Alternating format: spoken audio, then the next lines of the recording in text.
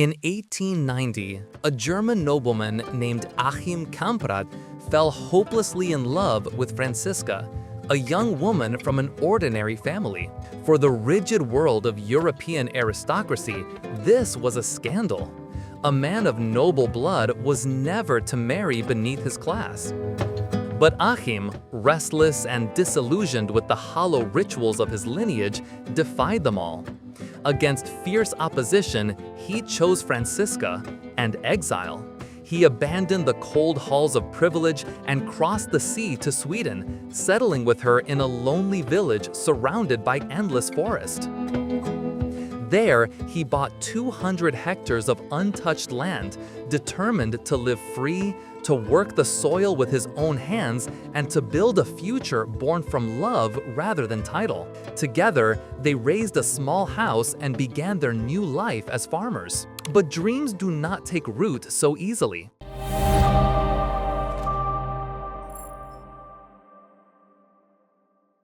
Neither Achim nor Franziska knew the first thing about agriculture, and the language of their new home was foreign to their tongues. The land was harsh, the winters cruel. One by one, their savings vanished, and the lightness that once bound them began to fade beneath the weights of hardship. Disowned by his family, Achim refused to beg for help. His pride, so deeply carved into him by the very nobility he despised, became a cage he could not escape. When despair finally closed in, he made a terrible choice. Taking his pistol, Achim stepped outside, killed his dogs, and then turned the gun on himself. No one knows what haunted his final thoughts, why he silenced the animals, or why he chose that moment to end his life. Franziska was left alone in a foreign land with 3 small children and another still in her womb. She was 27. Franziska was left alone with a vast piece of land and 4 children in a place where she couldn't even communicate with the locals. But Franziska was not from a noble family. She looked at her children, she looked at the land, and she made a decision. I must live here and raise these children no matter what it takes. She immediately threw herself into working the land. She quickly realized that the area was excellent for raising cattle rather than other crops. Starting with a few cows and calves, she worked so diligently that within a few years she owned a large herd. She slowly began to learn Swedish, especially since her children were attending Swedish schools. Franziska successfully raised her children on the farm, sent them to school, and they eventually started their own lives. In 1926, one of Franziska's sons had a boy. This boy became Franziska's favorite grandson. They named him Ingvar, and his full name was Ingvar Kamprad. This child was destined to change the world. Ingvar's home was close to his grandmother's farm.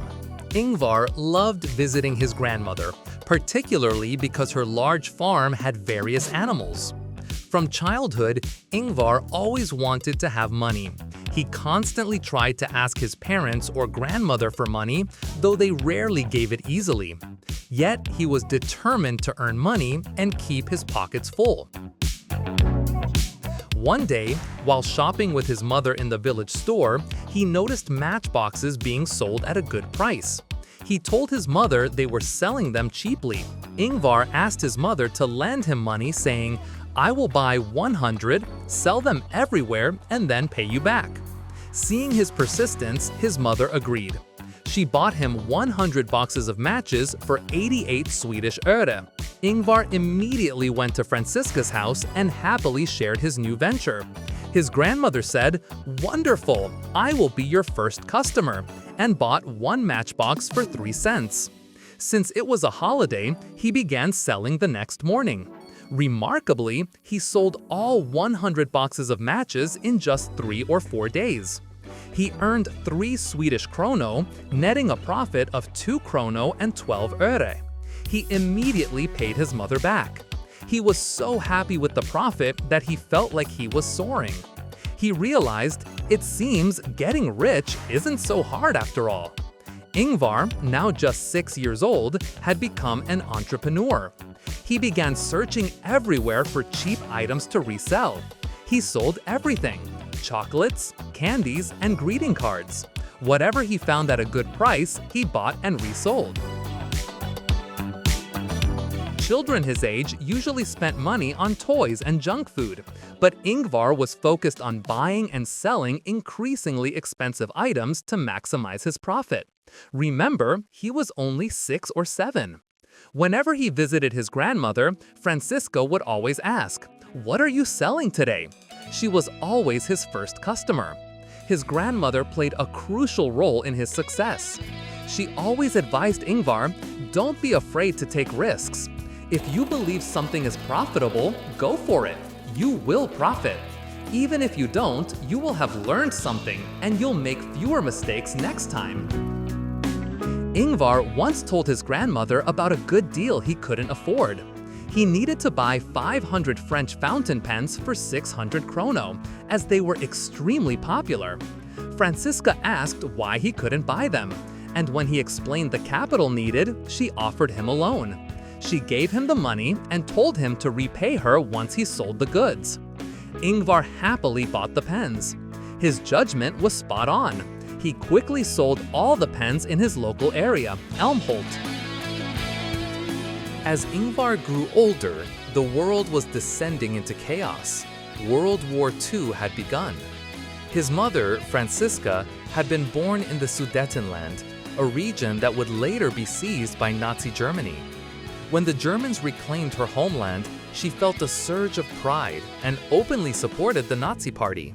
Inevitably, that influence reached her son. At 15, Ingvar too became drawn to the ideology, even joining the Swedish Nazi movement. Such sympathies were not rare at the time. Across Europe, many saw the Nazis as a force for order and renewal, until they realized the regime's ambitions were built on cruelty and domination. But let's focus again on Ingvar himself. Despite the turmoil around him, his life was already pulling in another direction: business. Each morning, he attended school, and each afternoon, he ran his small yet growing enterprise. Ingvar struggled with dyslexia, a reading disorder that made words blur and sentences collapse into confusion. For him, the classroom was a battlefield. He despised studying, but loved trading, buying and selling whatever he could. School for Ingvar was less about learning and more about opportunity. Still, in 1943, at just 17, he graduated. His persistence impressed his parents, who rewarded him with a small sum of money, urging him to make his business official. With excitement burning in him, Ingvar rode to the district office to register his company. When asked for the name, he already knew the answer. Calmly he said, "Call it IKEA." The meaning was simple yet symbolic. I for Ingvar, his first name. K for Kamprad, his family name. E for Elmtyryd, the farm where he was raised. A for Agunnaryd, the nearby village that shaped his youth. That name, born from his roots, would one day circle the globe. IKEA was a registered name, but it was just a name. It had no office or store yet. Ingvar continued his persistence in buying and profitably reselling goods. This determination would eventually make the name global. After graduation, Ingvar focused 100% of his attention on IKEA. Now 17, with some capital, he remembered Francisca's advice: don't fear risk. He began calling companies across Europe. He invested all his money in 3 product lines: cheap Swiss watches, inexpensive French pens, and Italian leather wallets.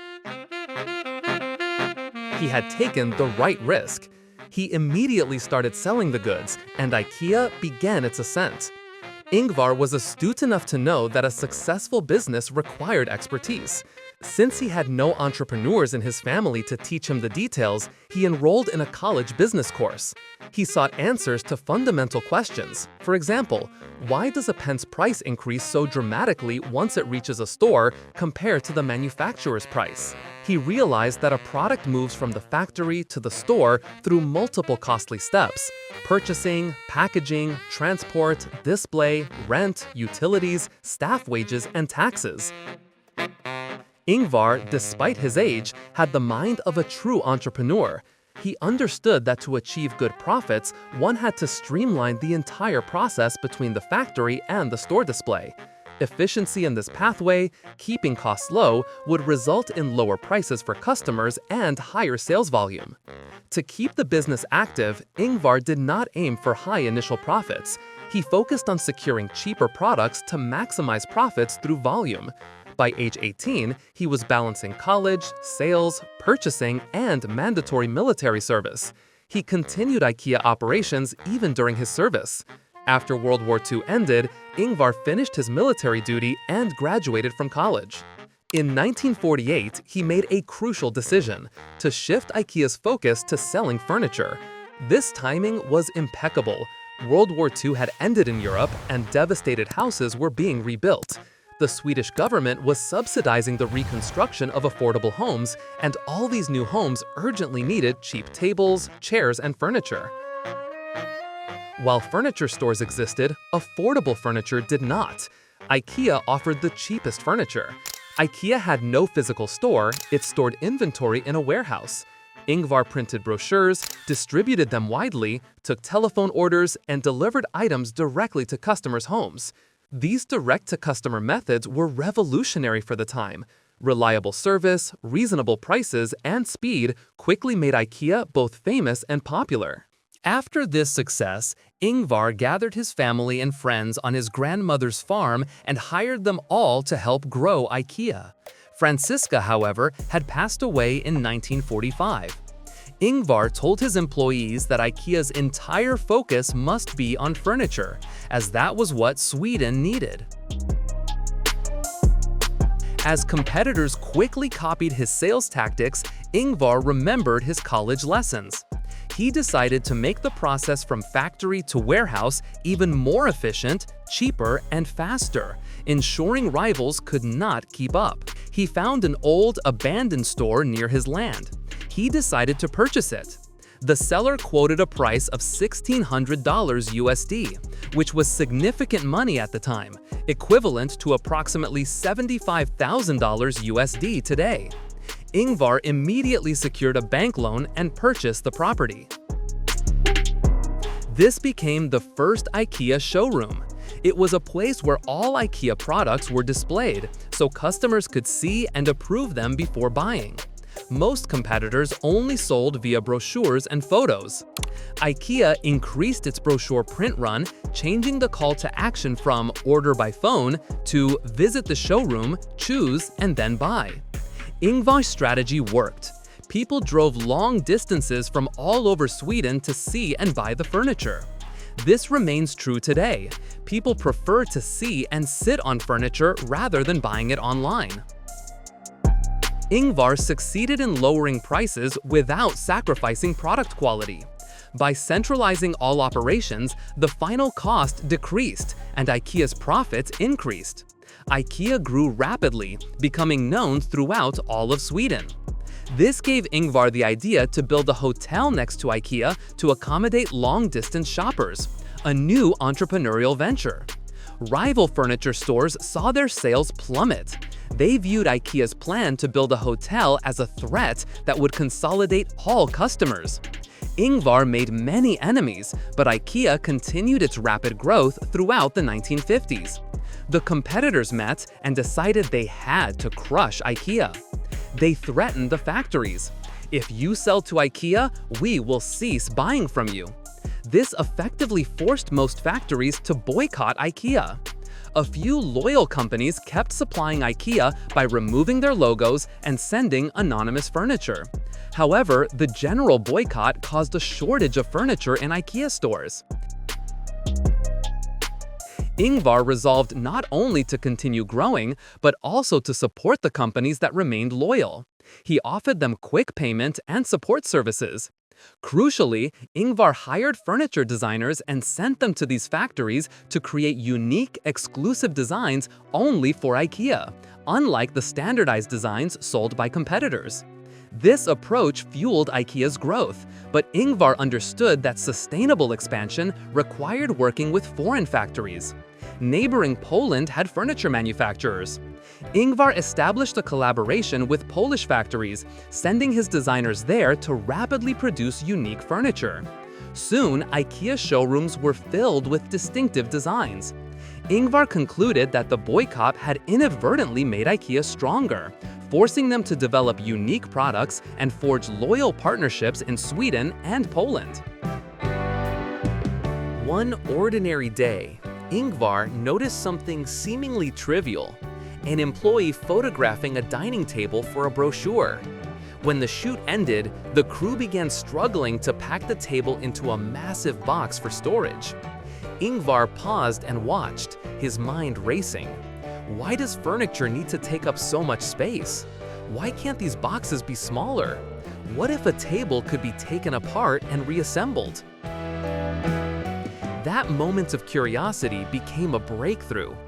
Ingvar immediately summoned his designers and posed a simple but radical challenge. Can we make the legs detachable? Within an hour, they returned with the answer. Yes, it worked. The table that once consumed an entire box now fit into a fraction of the space. What sounds ordinary today was nothing short of revolutionary in the 1960s. Ingvar had unknowingly sparked the transformation that would reshape an entire industry. It began with tables, but soon spread to every product line. Chairs, beds, wardrobes, everything became flat-packed and ready for efficient shipping. The results were astonishing. A delivery truck that once carried 4 tables could now transport 50. Warehouses fit 10 times the inventory. Shipping costs plummeted, prices dropped, and profits soared, all while making life easier for customers. The IKEA showroom also evolved. It became part gallery, part warehouse. Shoppers would browse, choose their furniture, and instead of waiting for delivery, take home a slim, flat-packed box. The assembly? That was up to them. And oddly enough, they loved it. Building their own furniture gave customers a sense of pride, of creation. What started as a practical idea became a cultural phenomenon.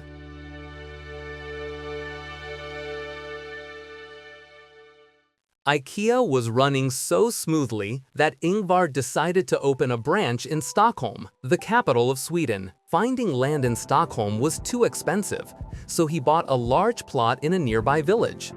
He built a massive 3-story store covering 45,000 square meters. The store's design showcased Ingvar's genius.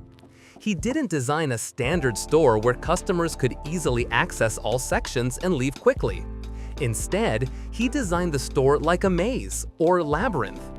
Once inside, customers are essentially imprisoned and must walk the entire path before they can exit. Modern IKEA stores retain this maze layout. The design draws people further in, making them curious. Customers were compelled to see everything before they could exit. Customers who entered simply to buy one sofa often purchased 2 additional items, like a bookshelf or a chair, on their required route to the exit. This strategy consistently drove up sales. Ingvar was happy with the new store's performance, but he noticed a problem. The store emptied out during lunch. This sparked the idea for the IKEA restaurant. He reasoned, if people are hungry, they can eat right here. He added IKEA restaurants to both branches. Ingvar believed the restaurants would encourage people to stay longer in the store, generate additional company income, and boost product sales. Soon, customers from neighboring countries were traveling to Sweden just to shop at IKEA. Ingvar decided to make the company international. He began with Norway and Denmark, followed by Switzerland, Germany, and Japan. IKEA had become a global name. By the 1980s, IKEA had reached most parts of the world, especially the United States. Ingvar Kamprad had built the company that people didn't just work for, they believed in. IKEA was more than furniture. It was a movement, a vision of simplicity and design for everyone. But just as his empire reached global fame, the past came knocking. A journalist uncovered that as a teenager, Ingvar had briefly joined the Swedish Nazi Party. The revelation spread quickly, staining his name across headlines. Ingvar did not deny it. He admitted that at 15, he had been naive, drawn in by the ideals of an era he barely understood. But the reporter pushed further, claiming Ingvar had remained a Nazi into adulthood and attended fascist gatherings. Ingvar fiercely rejected the accusation, insisting that by his 30s, his only obsession was building his business, not politics.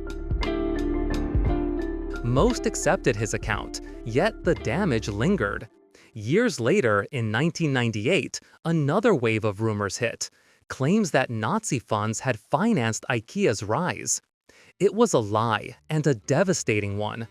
Ingvar publicly clarified that the only money he ever borrowed came from banks, not political organizations or individuals. The scandal faded, but the lesson endured. Even visionaries are not immune to the weight of their past.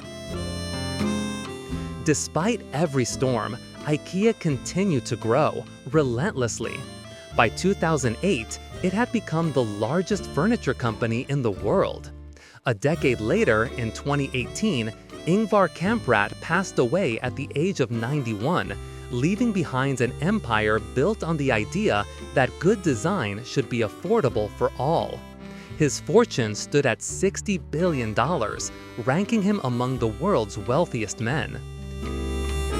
Today, IKEA operates 473 massive stores across 63 countries, and remarkably, it remains entirely family-owned, never traded on the stock market.